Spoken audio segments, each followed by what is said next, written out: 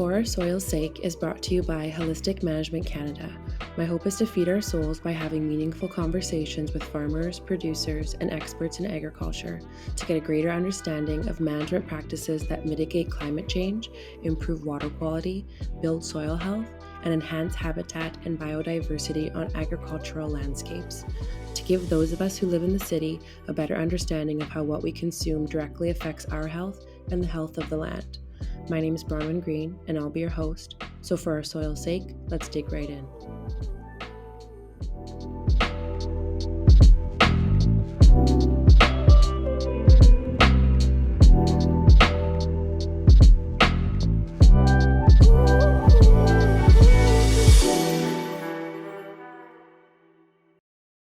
Thanks for tuning into the show. Joining us today, we have Joey Fiola and Christel Lanthier from Ferme Fiola Farms. Ferme Fiola is a 120-acre heritage family farm in St. Genevieve, Manitoba. They produce forage, small grains, as well as pasture-raised lamb and chicken. This past summer, their farm was involved in Holistic Management Canada's Accelerator program, and this program sets out to speed up the adoption of regenerative agriculture practices here in Manitoba. So Christel and Joey are here today to share their experience in the program and tell their farm story. Welcome, Christel and Joey. Thanks for joining us. Hey. How are you? We're good. How are you? Good. Did you want to start off by saying a little bit about yourselves? Oh boy. Well, I think you did introduce You did a good job. Yeah. Good. Okay. We're all just here on our Friday night doing this interview, so got to make time when we can. Yeah. Okay, so maybe do you want to just share how long you both have been farming for? Sure. Yeah, this will be a little bit different. Answer is I've been farming for 28 years. It started off with hay, and then about 2016 we started, well, even before that, let's say 2013, 2014 we started diversifying into specialty non-GMO crops. And then in 2016 we got sheep, and then started raising sheep and chickens. And after that, we've been doing a whole bunch of other experiments ever since then. Yeah. Cool. Yeah, Joey got started farming with his grandfather when he was young. But I would say I'm a first generation farmer probably. I was raised in the city and started farming with Joey when we moved here. Yeah, in 2012 then. Yeah. Actually, I helped you make hay way before that. Yes. Cool. I don't think you'd be considered a farmer then. No, I wasn't a farmer then. It wasn't until you actually moved onto the farm. Is that the farmer's threshold? Yeah. No, I think it was more when she got actively involved when we got the sheep. When we got the sheep, I was definitely more involved, yeah. Nice. And what were you doing before farming, Christel? Oh man. I have many past lives. I mostly have artistic background and nonprofit work background. So I've worked in the arts. I've went to school in fine arts. Originally started out in jewelry making or in goldsmithing, and then went to photography and worked for a few francophone nonprofit organizations and in event work. So yeah, more artistic stuff. Cool. You also worked with Via Rail. Yeah, I worked for Via Rail for a good chunk of time too, with traveling. Nice. Yeah. And so for our listeners know, Christel took a lot of the photos that you'll see popping up on our social media. So I think you mentioned photographer. If that's hopefully you did. I probably did. Yeah, actually, even right before farming, I was shooting weddings quite actively for a few years there, but I haven't done that in a little while. But it was super fun doing pictures for you guys. Cool. They're beautiful. They're so good. Thank you. And so what brought you to farming? Was it Joey? Actually, it was kind of funny because, well, you want to tell them how we thought about getting into sheep? It, Sure. because that kind of leads. Anyway, it, Joey had been farming here for some time, and I think, correct me, Joe, if I'm wrong, but we were looking at. Well, Joey was looking at building the soil a little bit better without use of or using less synthetic fertilizer, or adding more manure. Basically, was specifically what you're looking for, and also to feed some of the hay that we had excess of, because there was a time when we had excess of hay before this hay shortage the last few years. Yeah. Uh, And before a lot of the small farms like came back, there was a time 15, 20 years ago that a lot of the older generation that was still kind of small time, I guess it'd be called homestead these days, farming, would have 5, 10 cows or whatever. That generation kind of quit, and there was actually a gap for 5, 10 years. And then, kind of near the time we got into sheep, there's a lot of smaller farms that came back in. So, but we were just looking, like, Joe. This farm was pretty much only hayed, and we were just looking to add something to it, and started thinking about different animals we could add, and sheep came up, yeah, and I was like, Joey seemed interested in sheep. We had two small children at the time, very small, and it seemed attractive because it didn't seem as dangerous as cattle or something, or bigger bison. I don't know. Yeah. And then also, like, for me, it was like, this is where I got really interested. Is to answer your question, was like, oh, there's fiber on those sheep. Like, I can get creative with that. So that was then I got it. yeah. Then I got interested. Yeah. No, absolutely. So more specifically, I was trying to grow, I guess, non-certified organic crops. Because we were looking at wheat at that time, older like einkorn, emmer, red fife. Heritage Yeah, heritage. crops. Yeah, heritage wheat crops, and to add Okay. value, you kind of need it done organically. More was the Right. better way of doing it, and then without livestock, you didn't know how to get fertility in an organic system. And then, well, there was always the problem that primarily my business was horse hay.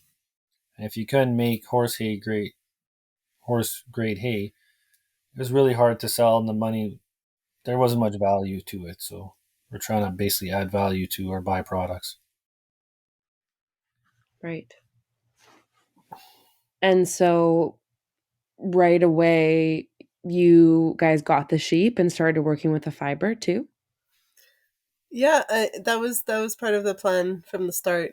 Um, uh, I, yeah, we selected our starter flock from a farmer nearby, in St. River Shepherds, who was already doing a similar system that we wanted to potentially adopt. So pasture raising his sheep, and a, he was already breeding his sheep for meat, for dual purpose, for meat and for fiber. Okay. So right off the hop, we wanted to. That was the plan from the start, for sure. Okay. Nice. And how many did you start with? How many sheep? We started with five, 5 ewe Nice. lamb. five ewe lambs. Yeah, five little girls, and Cool. they had the run of the place. They had the run of the backyard. Basically, they were. We didn't really go out into the pasture for the first little bit. They just stayed around the yard The first fall, yeah. for the first fall and winter, and then I guess in the spring we lambed. We got six lambs from those five sheep, and it started growing from there. Well, yeah. Nice. Then we bought bottle lambs last year Oh yeah, and and culls. that same year when we lambed the six sheep, we also bought nine bottle lambs, I think, Oh, Yeah, okay. and another then 15 cull ewes. We were over 20 by the next fall. yeah, Right. Okay. More than quadrupled. yeah, and Yes. a little, yeah, exactly. Yeah. Were you mad like planned grazing the sheep when you first got them, or was it like when did you first kind of start doing the rotational grazing, or were you always doing something like that with them? We were always doing rotational grazing, and we were kind of just copying St. River Shepherds. Which they moved them once a week, and we were doing much of the same, maybe every 5 to 7 days. Was how we started. And I think, well, I thought originally we had 3 pens in the yard would be sufficient, but that was really Three quickly, paddocks, that would be sufficient. That's what we thought. yeah, but that didn't basically last them a week. Yeah. So the next spring we bought portable fencing, and then started rotationally grazing them. Yeah. Okay. Yeah, we built three pens out of Page like wire. solid pens that weren't movable out of page wire at first. We Oh thought wow. those 3 pens that would do, and then yeah, right away after that we were like, no, One we week. need Yeah, the first fall, one yeah, week, we were like, woohoo. okay, we need some portable net fences, and picked up on that a few up, and then rapidly decided that we would need more of those. Yeah. Yeah. Cool. Very cool. Um, and just to jump back, because I wanted to just touch on Joey and his previous farm before he was an official farmer, or he was just born a farmer, always a farmer. What brought you to this spot today? Um, how come you wanted to farm?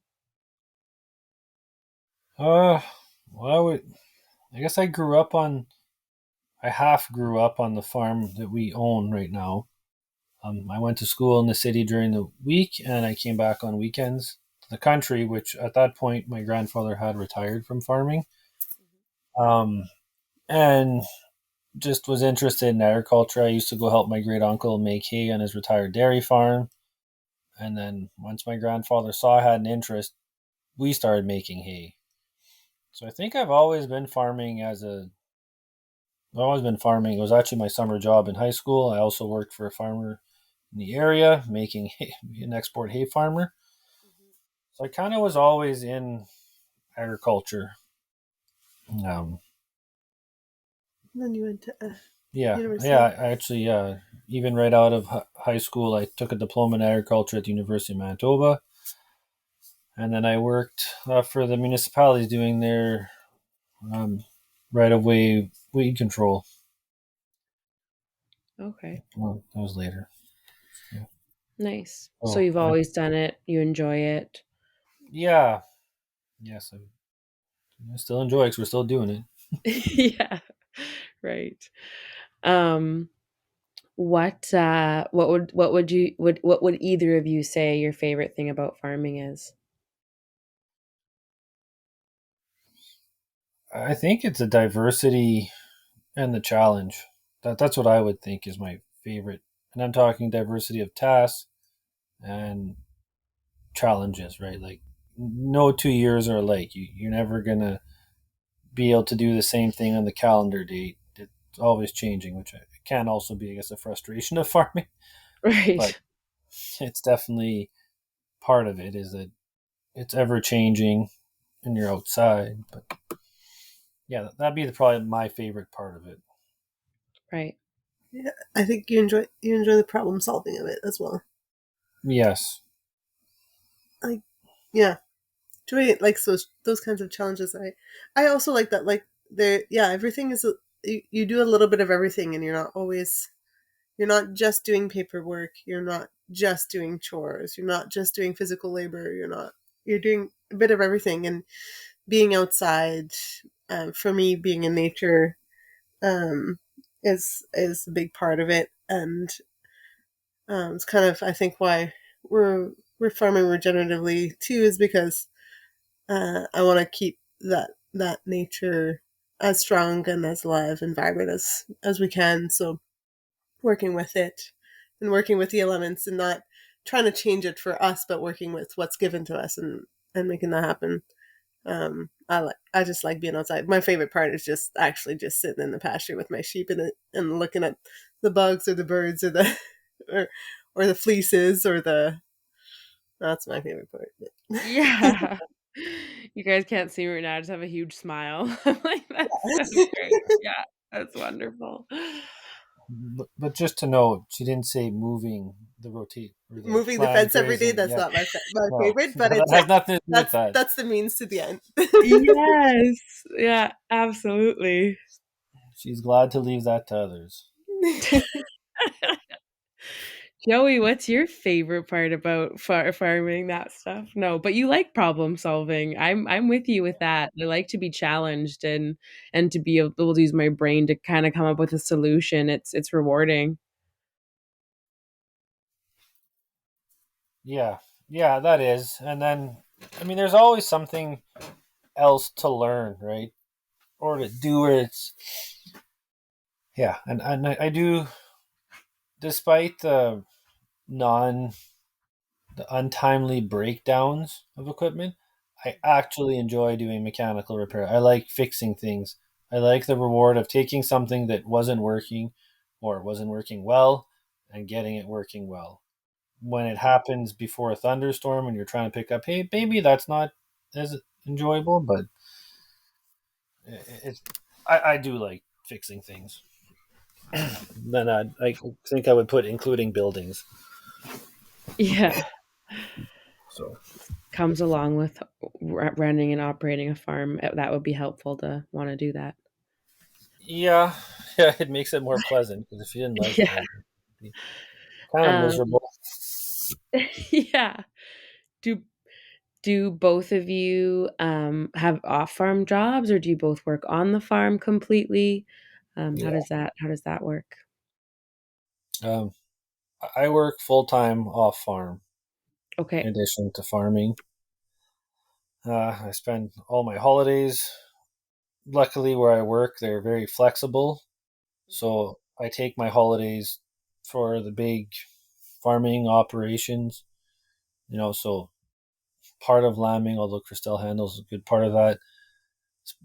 Seeding, I don't take too much time off, but I can hang the big one, and then in the fall, uh, making straw and harvesting grain. I'll take some time for that because Right. when the weather's there, you got to be there. Mhm. So you're working full-time off the farm and then doing the farm, evenings and weekends and holidays. Yes, Just and working then all the time. yep, well, quite a Yeah. bit. But Yeah. it's not. I've been doing it this way for my whole life, so to me, it's just kind of normal. Like I went to high school, I come and farm on. It was just weekends then. But then when I became an adult and moved here, then it became evenings and weekends. Um, I guess there was more holidays in high school than there are when you work full time. Yeah. Um, and then I have lots. We do have quite a bit of help, like in terms of. I have an uncle who lives on our.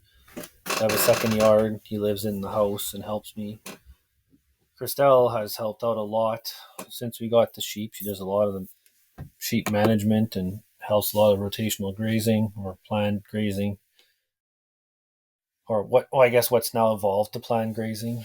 Um, and, and then I have some high school, some teenagers, I guess, that help me as Okay. well.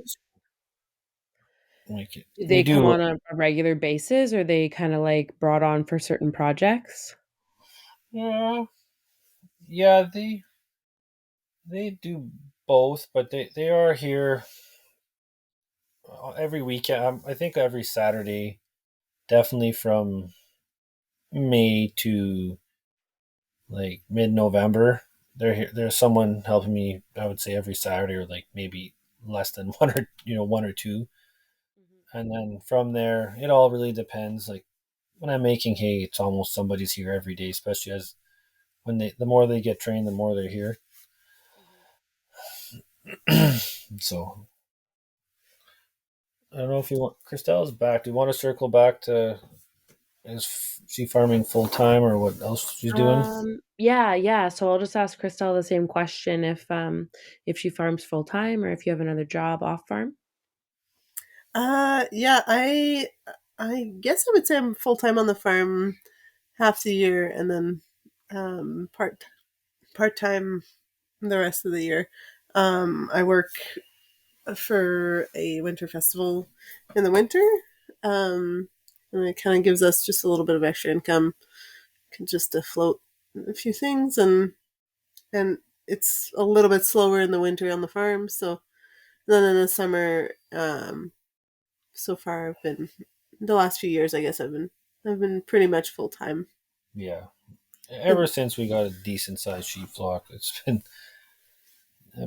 it's full a lot of time. work in the summer.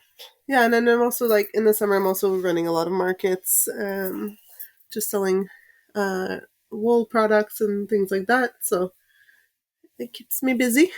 Yeah.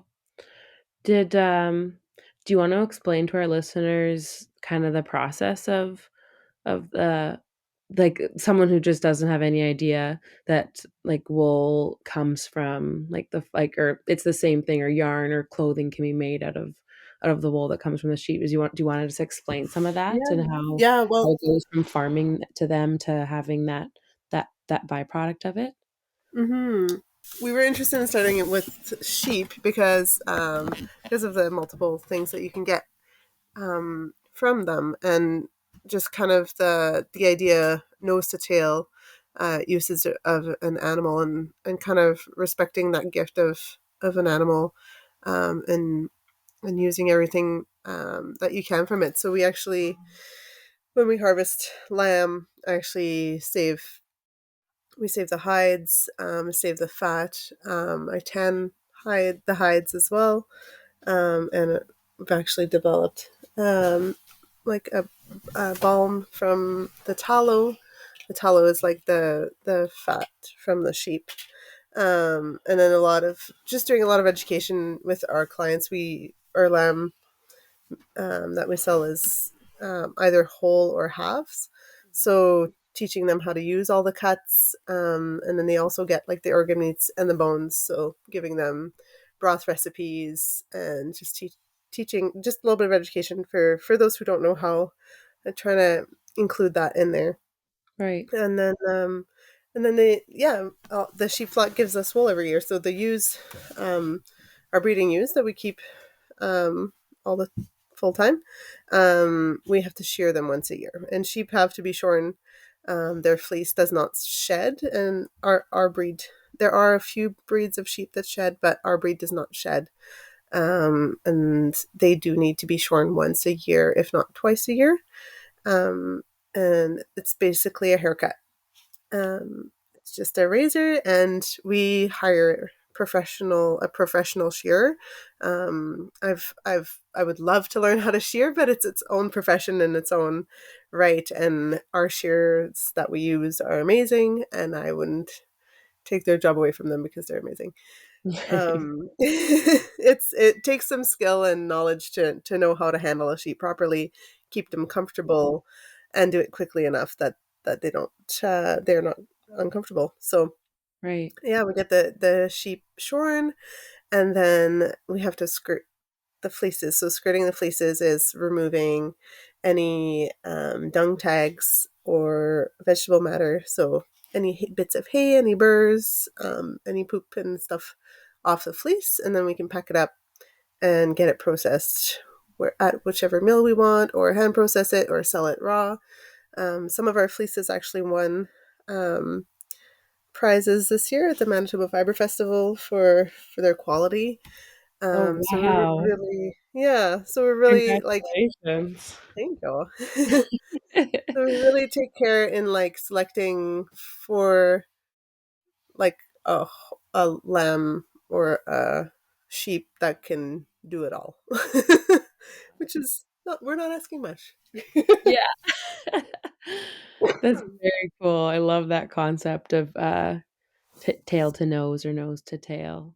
Yeah, And the education part of the eating parts of the all the different parts of the animal and using it all just because, yeah, someone who doesn't come from a farm or even, like, understand the processing of the animal, like, you don't really know what to do with everything, you only know a yeah, couple cuts but, like, there's other parts of the animal and, like, where is that gonna go if it doesn't get used? yeah. And oftentimes I've found, especially with lamb, and some of the older generation, um, I think they weren't taught how to cook it properly.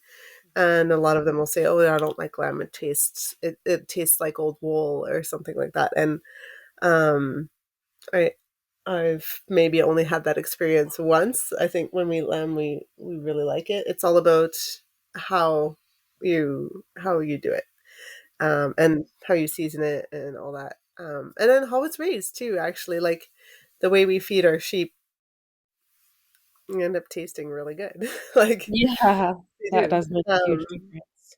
It makes a huge difference. The breed selection makes a little bit of a difference too. So yeah, it's not the sheep that our great grandparents used to raise, because in the 1930s there was tons of sheep in Canada, but nobody really ate them. They were growing them for wool, Right, and then when they did eat them, they were probably eating cast off sheep, and it wasn't really good. So I'm right. just trying to educate people, especially older Canadians, that have had that experience. I don't Very know cool. if in the 30s they were actually feeding their sheep very well either, which would impact I the think, quantity of yeah, there meat was as a bit well. of a lack of education and knowledge on how to raise sheep before. And then, Okay, yeah, yeah, yeah, I think sheep producers nowadays do a much better job, and the quality of everything is better. right, So yeah. right. The nutrients that they need is gonna go into the fiber and to the Hmm. meat. Yeah, Yep. Yeah. cool. What would you say is your biggest challenge farming? And this could be like really specific of this is like a challenge that you're dealing with, that you see it and you're kind of working on it, or just like an event that happened that you didn't expect. Hmm.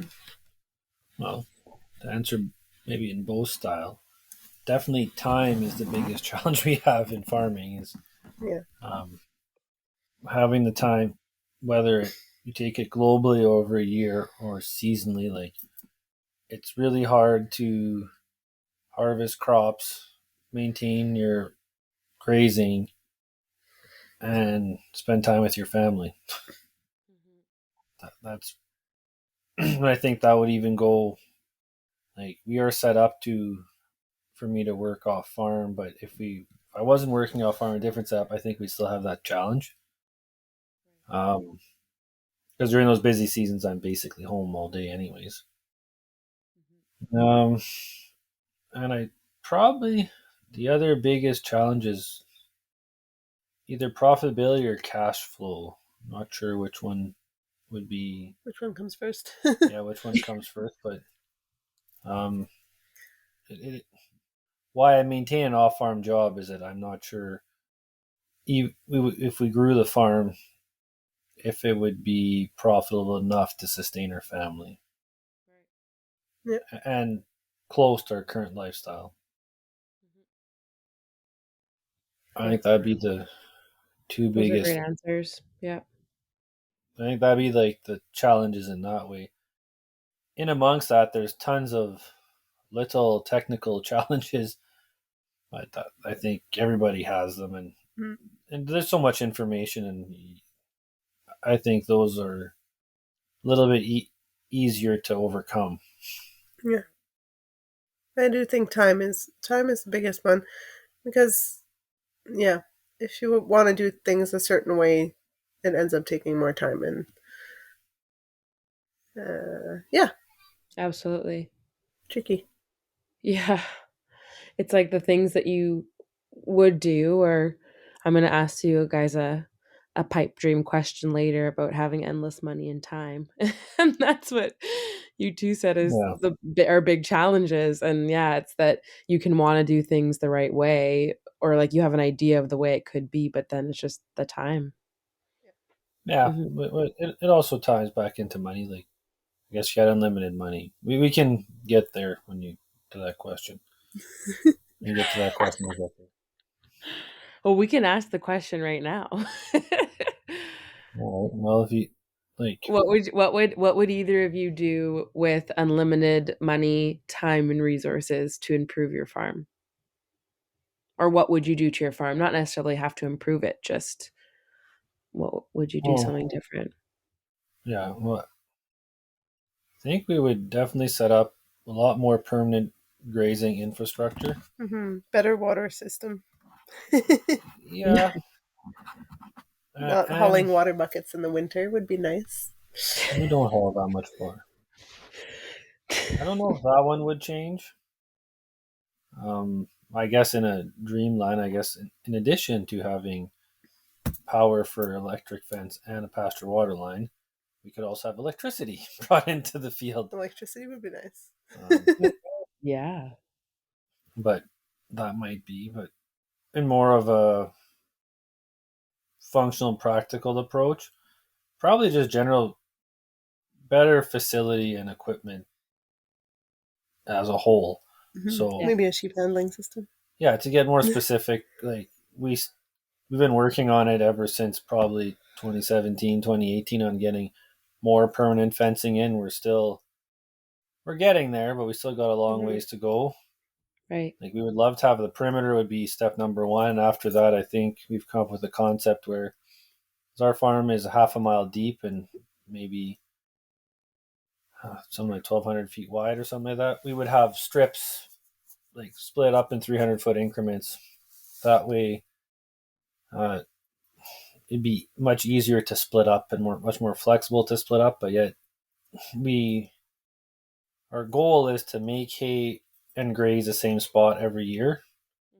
So it'd be a lot easier to achieve that um, if you had more infrastructure set up. But it's got to be flexible, which is the tricky part. Right. And I think that would change for every farm. And then, well, having some equipment would make it, some more equipment would just make every task easier. Right. Sheep handling facility, Christel, I heard you say that. It's a good one. Sheep handling. Well, not necessarily a facility, but more sheep handling equipment, like a better sorting chute or something would be nice. Right. Do you guys have a chute right now, or do you make it up of netting? We kind of make it up with a couple of panels, and we have a wooden run that we use for shearing mostly Yeah. and vaccinations. But yeah, it's not like there's some really nice setups that they sell out there that would be nice to have. Or Out it could there. be made. It could be made too, yeah, if we had Cool. unlimited time and money. Oh, Right. there's lots of things we could do with unlimited time and money. We could go on. How much time do you have? Like I this know. is I was like, you both are being so modest. I was we're being like, quite modest, so there's a lot of other things. Yeah, those are the like the at very high level. Time, resource, and yeah, I don't know. There's so much. That's baseline. There would be so much more. yeah. I don't even want to go there because it's not possible. That'd be definitely beyond what we've been kind of looking at or thinking of, right? Generally. Right.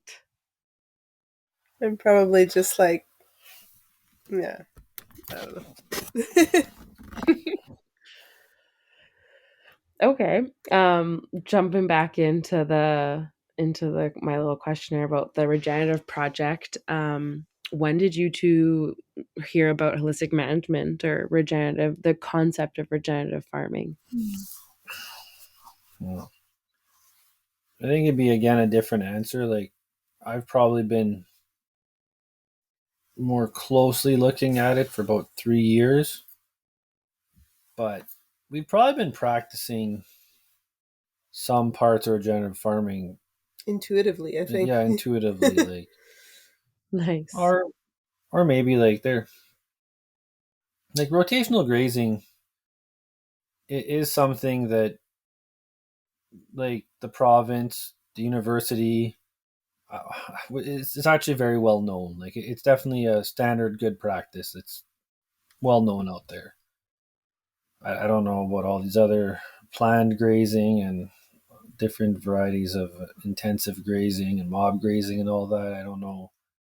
That might be a little bit more niche, but like that's well known. We kind of started, well, We've it was never. kind of forcibly started because we Mhm. kind of didn't plan out enough pasture for the sheep, so we can when you're kind of starting in September one year and realize, yeah, what I was planning on doing is not going to work, and then grow. Really, portable facilities is your only option at that point. Yeah, and I think intuitively, like, or values wise, I guess, from our farm perspective, we've never been the type to use like herbicides and pesticides and stuff like that. Like, it's not. So then you start automatically looking at systems of life and how to encourage certain things that you need for production, um, but also for land health and all that. And then Right.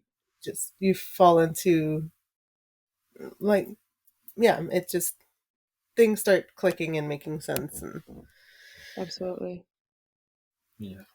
yeah, like, we had been looking prior to labeling it more regenerative. We had been looking at organic, but organic certification, it takes so many years, and there's a lot of loopholes and things like that. And It was too restrictive for what we it's wanted to quite do. it's yeah, So that was the it's a main little bit reason we didn't different. certify. It's restrictive and very expensive to certify. Eh, and and it just didn't quite fit for us. And yeah. then when we found like the terminology of regenerative farming, we're like, well, yeah, that's kind of what we're doing. Yep. And then kind of just kept digging into it. And Yeah, and I would think regenerative farming is going through a growth. Like it's getting well known.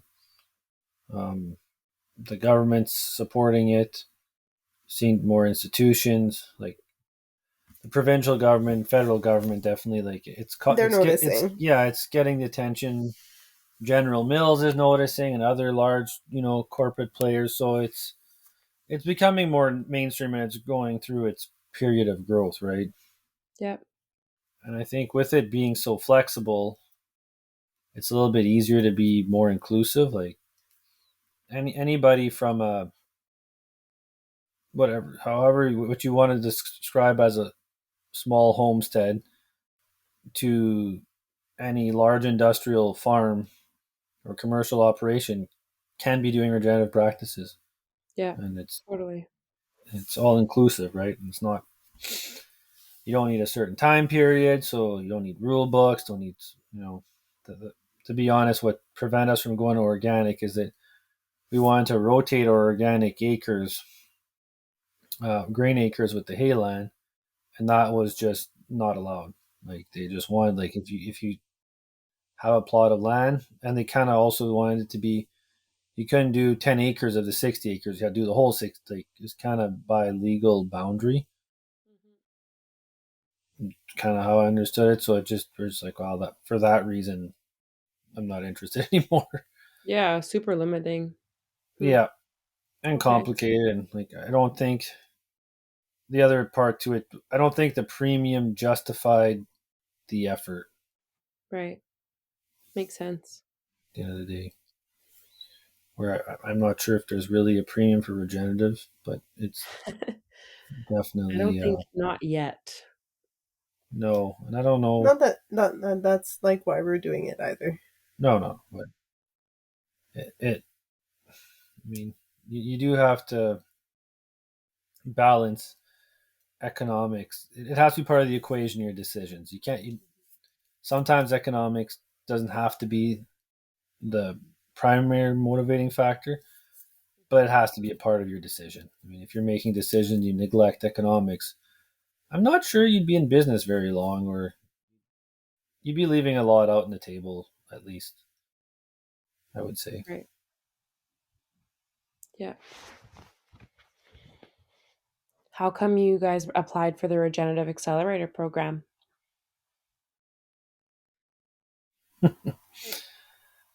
Well, Christelle applied for it, and I'm gonna say it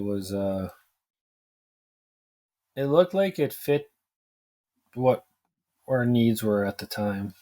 Like it looked like it provided funding for grazing infrastructure, which we needed and still need. Um, it fit how we farmed. So Again, it like went back to our values, right? If it fit our values and it fit what we were already kind of doing, and it almost seemed too good to be true because we were getting some funding and a mentor and just so much support, and we're like, how can we not apply? yeah, Twist my arm, why don't you? Yeah. yeah, Nice. I feel like both you keep you the way you explain it seems like kind of yeah, the way like you're just referring back to your context or like your values of Hmm. how you want to live your life and you're yeah, you guys keep referring back to that context and that's kind of what's ruling your decisions and your actions. Do you actually have like a context written out or do you both kind of talk about it often? I think we talk about it often. We didn't have it written out until last year in the winter. In December last year, we took the holistic management course, like a weekend, 2 weekends. yes, Well, Bronwyn was there. it was over two Right? And weekends. that's It where I was met you nice. too. Yeah, That's that's where, what to yeah, that's say. actually where we I met. think that's That was where That's we my course actually I officially took met. that's too. Yeah. that's where we officially met. Yeah. And yeah, we hadn't like put it on paper, but we've always talked about it. Right. Um, Yeah, yeah, I did some business planning, and there was some mission and vision statements. So it might not but we be. hadn't done it together until then. No, it wasn't done But together. we had talked about it quite a few times, and just like we we Yes. we've discussed, how we want to do things and how it has been done, and how do we want to keep doing that? Do we not want to keep doing that? I think those are open conversations we always have. Yeah. Or Right. yeah. Do we like how it's going? Do we not? Yeah. I think it's ever changing, and that's kind of, Yeah. think plans don't have to be like set in stone, but you have to always Yeah, check in and see if it's still working or not. absolutely. There was one thing I think we always felt strongly about and agreed upon though forever. Like neither of us are fans of herbicide or pesticides. It Yeah. never really. My grandparents, where I got the farm, or who I got the farm from, never were fans of it either. Yeah. I didn't know why till I got looking into regenerative agriculture, but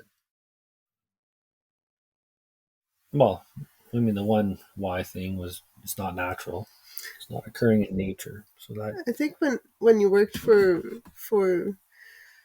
the province and you were working with chemicals, you really had a distaste for it, and then like kind of like you you learned about what, like, all the side effects and all this stuff, and it's just like, man, I already knew. not for us. Yeah, it Yeah. wasn't something.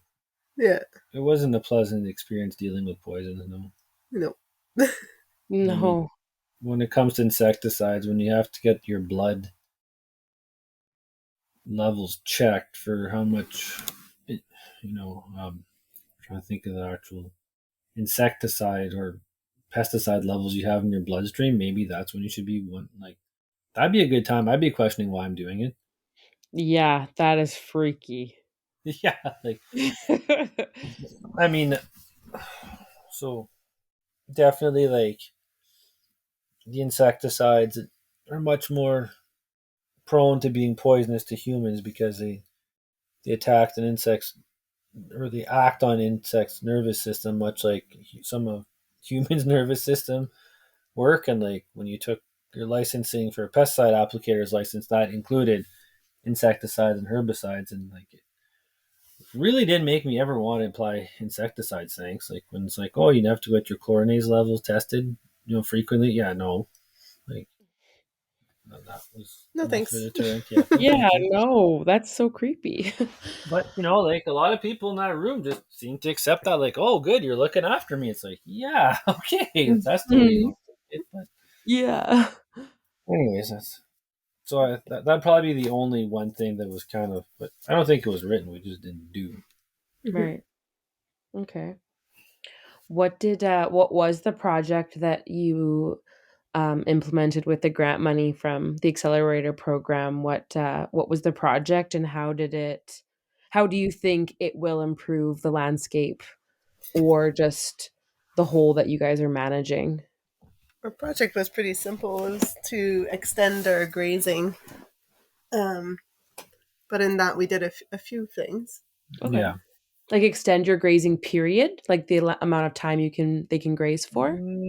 For like distance wise within our Oh, field, okay. because we don't have perimeter fencing. Like the farm was retired when we bought it, and um, a lot of fences are falling down. There's no perimeter fence, and then there's a lot of broken fences and falling fences and things like that. So we've been staying close to the yard site because that's where we started building our fences. And that's where our power source was from. It's basically a matter of Yeah, convenience, and so I guess we wanted to, to be able to well, reach more pastures. yeah, and then with that, consequently, we were able to extend our grazing season, because if you can have more acres to graze, well, that also leads to more time.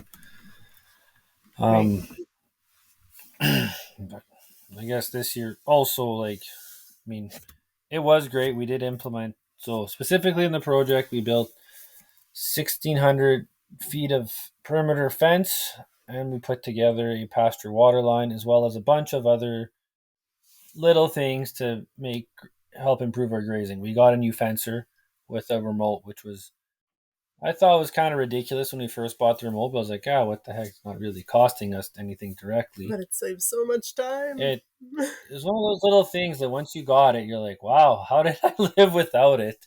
Yeah. Um, we got more sections of net fencing. We built a whole bunch of step-in posts out of rebar, and then got some um, high conductive poly wire to help divide our paddocks, and some reels. So all that kind of contributed to it. And then I guess the second major part was the pasture water line, which spans about. We kind of completed the in pasture portion. We had put in a hydrant near our winter pen in the fall of 2020. And then in 2021, I had trenched more water just to out of the yard. And then we were able to connect the pasture water line to that system this year. So, and that's again somewhere around 1,600 feet of water line we put in. Okay. And the purpose of extending the grazing um, is that it could be many, if you want to explain it, it could be many different things, but is it to like grow the herd bigger so you have more forage for them? Is it to impact the landscape, like ecology, different by having more rest time on your other paddocks? What are you hoping to do, like the outcome to come of extending the grazing? Well, I think the main outcome of extended grazing was just to have more animal impact throughout more of our hayland, or forage. It's actually forage land, I should say, because it's both pasture and hay.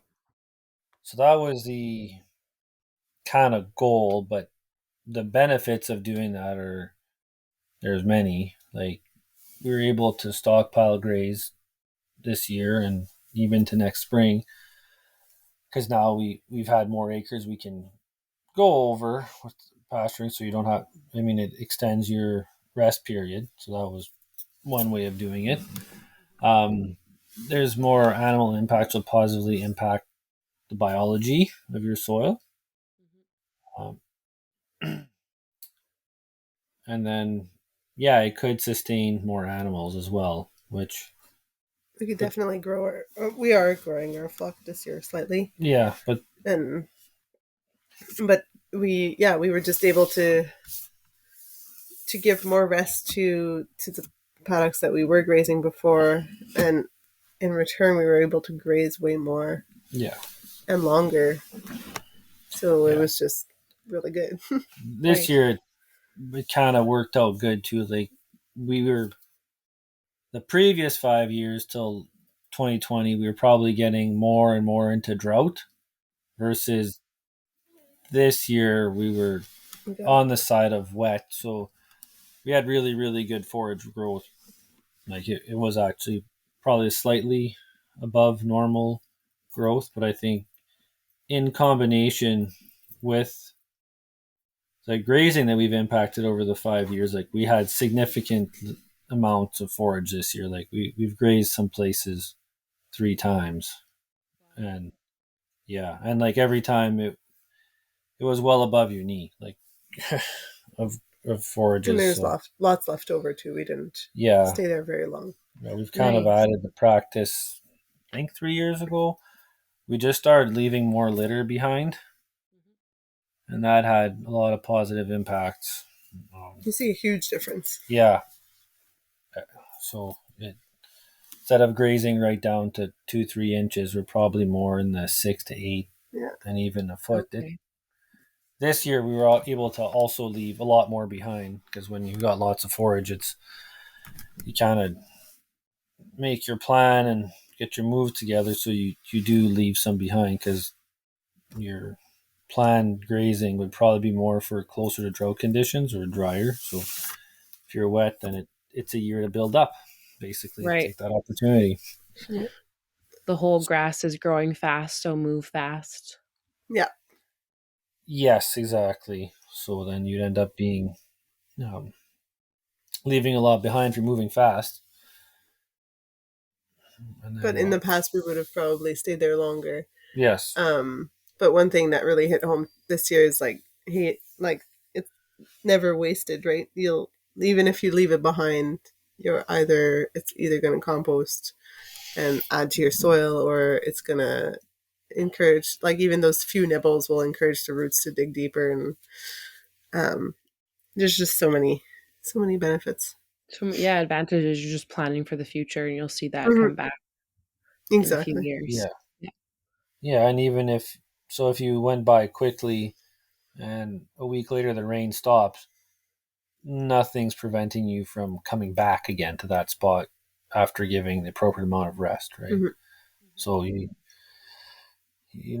really, really can't lose by doing that. I mean, yes, the last few years as we're getting progressively dry, we had to take more, but But this year we were able to leave a lot more behind. yeah, so it's nice. It's very nice. And then like we have probably, I mean, originally we are probably only grazing 10 to 12 acres, and we probably have somewhere around 5 acres of stockpiled forage for next spring. So not only did we graze till November, Like just last week. yeah, last Sunday would have been 12th, sorry, 13th. We were still rotationally grazing. Yeah, that was the last. Awesome. They were done the last paddock last Sunday the 13th, Great. and we probably easily have 3 weeks worth of grazing. We can start on in early as soon as the ground unfreezes next, or no, shouldn't say that. In early May. I'm Right. probably gonna wait till then. Yeah, let's hope for no snowstorms in April again. Mm-hmm. Yeah. Well. Or like wet standing water. Yeah, that was so much water. Yeah. Yeah. I'm surprised. Like we grazed through the water this Our early sheep June. were grazing in about an inch of water, and they did all right. Yeah, Nice. I was really surprised. Yeah, at least an inch, like an inch everywhere, but in local spots more. Yeah, some little dips. There was more. Yeah. There's two things I realize now. I'm sorry. I've been calling them a herd. I completely forgot it's a flock of sheep. It is a flock. Yes, it is. Yeah. I said a few times. A That's flock. okay. Okay, cool. And then do sheep get like foot rot? Is that not a concern standing in the water like that? It is a concern, yes. Okay. It still Um, happens. so far we're good on our farm, and we also have brought in a foot rot resistant breed, Oh, cool. because we are kind of as a swampy area, so we thought that would be important to breed into our genetics. So Right. yeah, Okay. What is the breed that you have? Romney Marsh sheep. Right. So they're from the Romney Marshes of England, Cool. and they're just pretty much all we're looking for. They've got good carcass. They're good they're a good wool breed and they're foot rot resistant. So Awesome. yeah. Cool. Um, okay, so my one question that is very broad, and I'm just gonna give you kind of free reign to answer it however you like. So as part of the program, we went to their farm and did EOV monitoring. So that's ecological outcome verification, and it's an assessment methodology to monitor the ecological health of the landscape. And so it's a lot of observational assessment that we're doing of each pasture, but we're also taking soil samples from multiple different sites on the farm. And then that is providing the farmer, these two, with like a baseline of data that they can work from. And then it also is going into the Savory Hub, which is a larger network of similar farmers all over the world who are doing regenerative farming practices and are seeing kind of the benefits that come from it and what's happening on an ecological scale. And so all that information.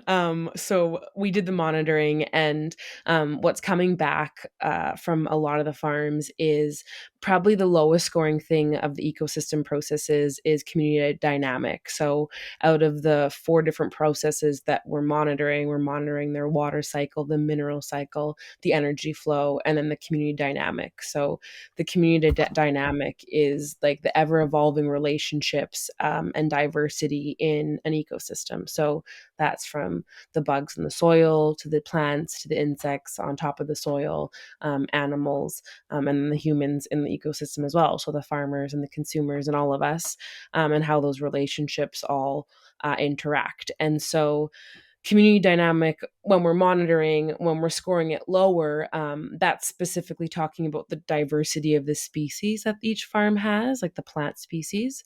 And so my question for Christel and Joey is, if you guys were just going to discuss this, or if you were going to discuss this with your neighbor, how can you improve community dynamic on your farm? Yeah, so well, a lot of it, like practically, the simplest way to put it is grazing would be probably the best way to start doing that. And Nice. the more frequently you could move your animals, probably the faster that you would see the results. Like that definitely. Um, just to give a bit of background, like we did take I personally took the planned grazing course from Holistic Management International. I think came from the United States. Okay. Um, but prior to that, we kind of stumbled across lots of the principles by ourselves. 3 years ago, I touched on leaving some litter behind, and then, as we said in the beginning, we're moving probably every 5 to 7 days. We had actually gotten down kind of in 2021 due to drought conditions to daily. So that would be the first bit of advice I would give someone about community dynamics, because the benefits of the grazing are very evident and actually fairly quick. Um, Great. one That's a one great answer. definite yeah one direct results we saw. So 2021 was one of the probably the biggest drought year I've experienced in my life, or that definitely we had some dry years, so I can't quite remember exactly, but we didn't have livestock then. So now last year was a big challenge, and we moved daily, and already in a drought condition, I noticed that certain species of plants persisted, um, that we just wouldn't otherwise. Like I've had the same hayland for well over 25 years, and usually I'm going to pick on alfalfa as one. After 4 years, it was kind of wiped out of the stands. And last year, in a drought condition, I was seeing a lot of alfalfa that had been persisted for 5 or 6 years. Saw very similar results this year. Um, and that was off 1 year of daily moves in a drought. So I'm eager to see what happens when you do similar things on a year like this year, where we had plenty of moisture. That would be the first stepping stone or first thing I would talk about, how to improve community dynamics. And I think largely a lot of that, falls into, again, proper grazing management, but rest periods would allow the insects and some of the wildlife to have a habitat. Um, so there's a lot of positive impacts that come on making small changes. I don't know if Christel wants to add anything about community dynamics. Like, what would you tell someone else about improving community dynamics?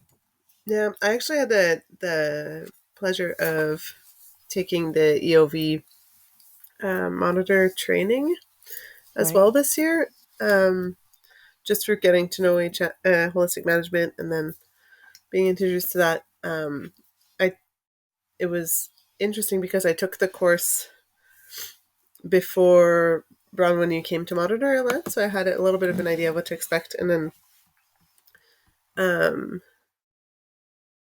yeah, I really really like um, that system of like getting an idea of where you're at, where getting a baseline, and then being able to see where you're at after that. I do think I do find value in it, and I really enjoyed visiting other farms. Maybe in that sense, like um, that could be a little bit of a community dynamic thing, but like being able to get off the farm and visit other farms who are like minded, um, and being able to monitor their farms, it was really interesting too. But to improve their own community dynamics, I mean, um, yeah, there's just, I think as you get going with regenerative practices, it will improve. We're still like a lot of us are on their baseline year, so I think it will improve. Yeah. That's great. Thanks. Mm-hmm. Do you think that you're going to monitor your land every year now? Probably. Nice. I That's mean, I awesome. can't monitor my own land because of Oh, well, like for to call, yeah, for to qualify, I bias, guess. but I am always thinking of all those things when I'm looking at it for sure. Yeah, it's like an like, I was super fascinated on it when I did a little bit on at the farm that I was working at, a couple years ago, but then it really changes when you go to other farms, and I just felt Mm-hmm. how much other farmers could benefit if they, like, shared that with each other and they did that observational, like, Yeah, assessment together because you can see how that practice is improving in that context, absolutely. and Yeah, then, yeah, you have someone else's outside eyes seeing it, and they might be able to provide you with, like, not necessarily a simple answer, but just a different perspective answer. yeah, absolutely. I agree. Cool. Yeah. Um, okay, is there anything else that I haven't covered yet that you 2 wanna share about your farm or something you're working on or yeah, just anything that you wanna share with about your farm? Hmm. Did you touch on it? We had talked about a little bit about what we would say to someone who has no experience in farming and how they like to start. Awesome, Um, okay. yeah, had a few thoughts on that. I think we had started on um, saying that, like, the first advice I would have is to establish your goals and why are you farming, Hmm. or why are you interested in farming? What brings this interest, and how would you like to do this? How would you like to do it? It's a big one. Um, Yeah. like, are you interested in raising animals? Are you interested in doing market gardens? Is there something else? Or you want to value add, agricultural products? I don't know. It's um, so, but that might be a very tough and broad question to someone to start off with.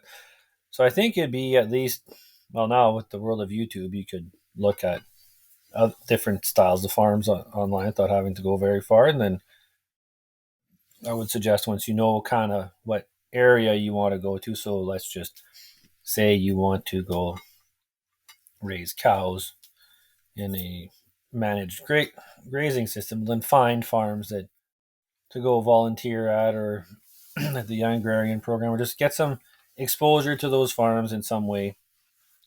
And Start then, meeting other farms, and it sometimes is hard to find those like groups to start.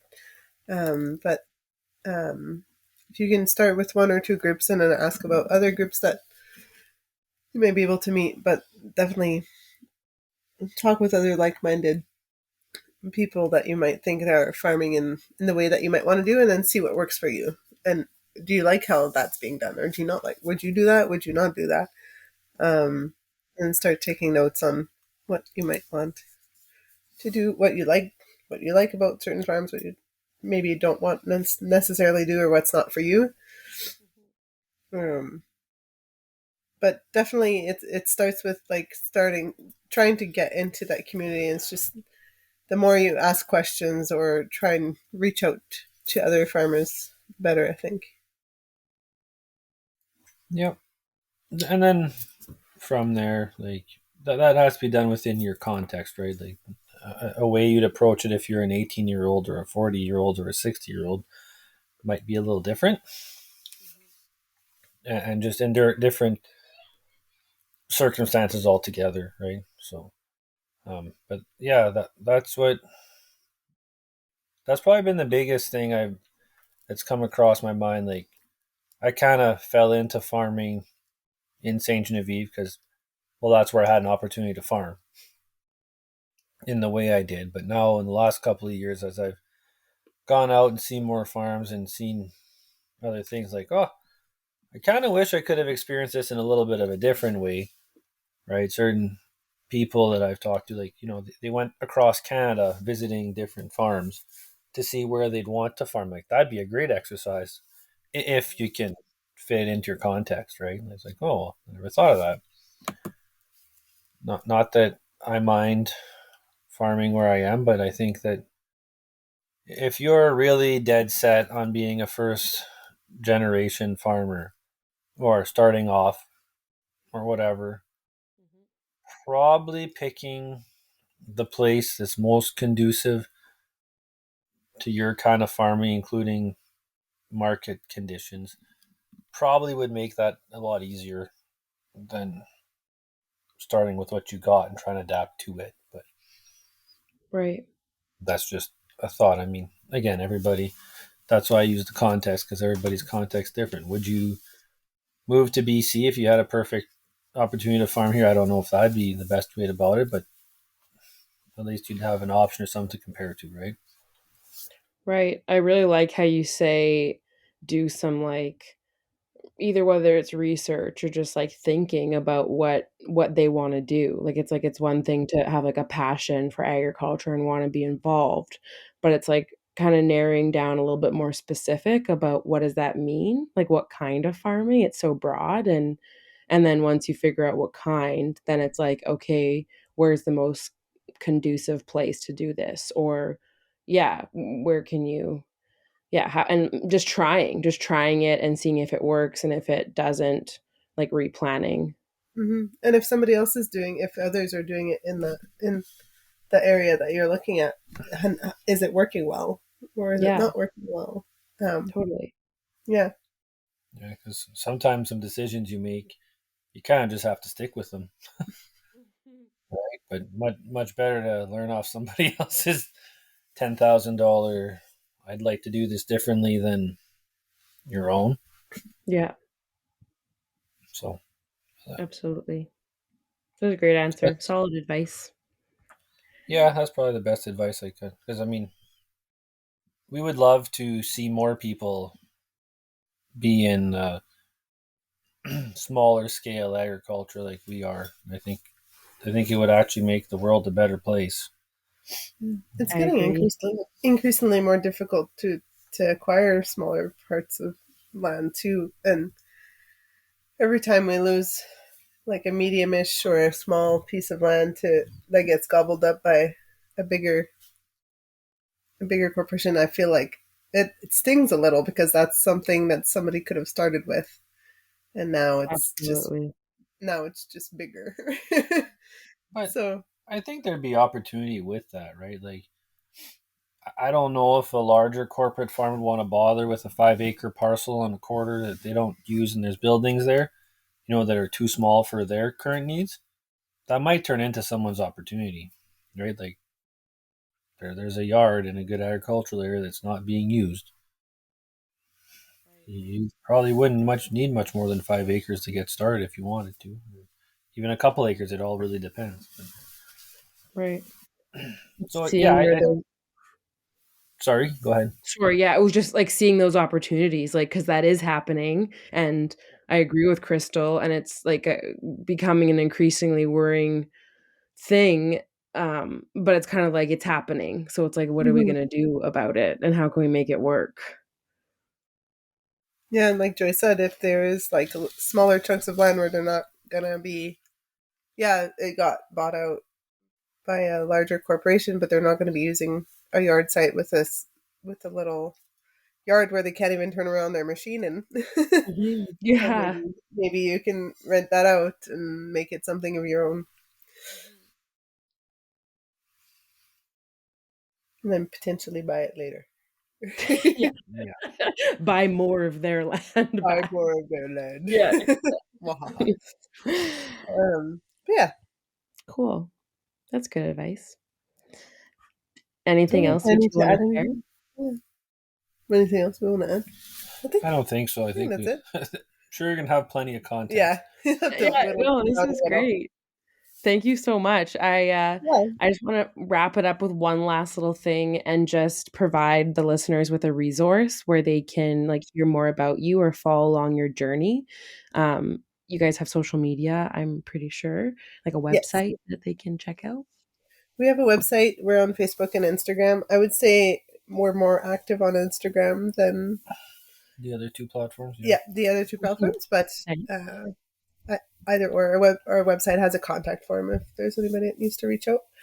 Um, but if you want to see what we're up to, check out our Instagram page. It's all Ferme Fiola Farm .ca, or same with Instagram as Ferme Fiola Farm, and Facebook too. Yeah. Awesome. Are you guys have any upcoming markets, in the winter at all, or is that more of a summer thing? Yeah, there's a few winter markets coming up. I don't have the dates in front of me, but I think they might be over by the time that the podcast comes out. Um, but because they're coming up in the next week or two. Cozy bed. But yeah, Right. they'll be on Okay. our website. They'll be Or on Instagram, likely she'll be posting. yeah. Awesome. Okay, yeah, and yeah, we're gonna post some stuff that we did the interview on Instagram, so we'll just let Sure. people know. Awesome. Yeah. Yeah, okay, yeah, and if anybody wants to know, we'll have their link to their, website and social media on our website at, holisticmanagementcanada.com, and, you can also find this podcast that you're listening to there. So, Awesome. Yeah. cool, okay, well, thanks so much for sharing your story with us and our listeners. Yeah. Well, thanks for you Thanks for doing this yeah. and all the work you're gonna put into producing a podcast.